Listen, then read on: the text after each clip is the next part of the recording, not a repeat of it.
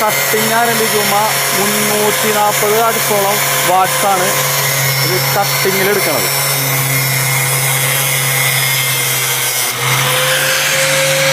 ഇൻവെർട്ടറിൽ തന്നെയാണ് ഇതെല്ലാം വർക്ക് ചെയ്യണത്.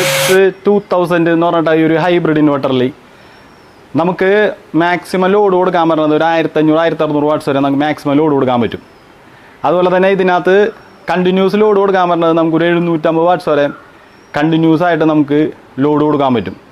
സോളാർ പാനലിൽ നമ്മൾ കണക്ട് ചെയ്തിട്ട് ലൈവായിട്ട് നമുക്ക് പ്രവർത്തിക്കാൻ നേരത്ത് സോളാർ പാനലിൽ മാക്സിമം അങ്ങ് നമുക്ക് കൊടുക്കാൻ പറ്റുന്നത് 1250 വാട്ട്സ് വരെ ഈ ഒരു സിസ്റ്റത്തിൽ നമുക്ക് സോളാർ പാനലിൽ കണക്ട് ചെയ്തിട്ട് വർക്ക് ചെയ്യിക്കാൻ പറ്റും. അപ്പോൾ നമുക്ക് പകൽ നമുക്ക് ഇത്രയും വാട്ട്സുള്ള സോളാർ പാനലിൽ കണക്ട് ചെയ്ത് വർക്ക് ചെയ്യുമ്പോൾ നമുക്ക് ഈ പകൽ നമ്മളിപ്പോൾ ഇലക്ട്രിക് വെഹിക്കിളാ അല്ല എന്തെങ്കിലുമൊക്കെ നമ്മൾ അയൺ ബോക്സ് അതേപോലത്തെ ലോഡ് കൂടിയ സംഭവങ്ങളൊക്കെ വർക്ക് ചെയ്യിക്കുമ്പോൾ നമുക്ക് സോളാറിൽ നിന്ന് ലൈവായിട്ട് നമ്മളെ വീട്ടിലെ ഉപകരണങ്ങൾ പ്രവർത്തിപ്പിക്കാനായിട്ട് സാധിക്കും. വീഡിയോ കാണണമെന്നുണ്ടെങ്കിൽ താഴെയുള്ള ആരോ ബട്ടണിലൊന്ന് പ്രസ് ചെയ്താൽ മതി.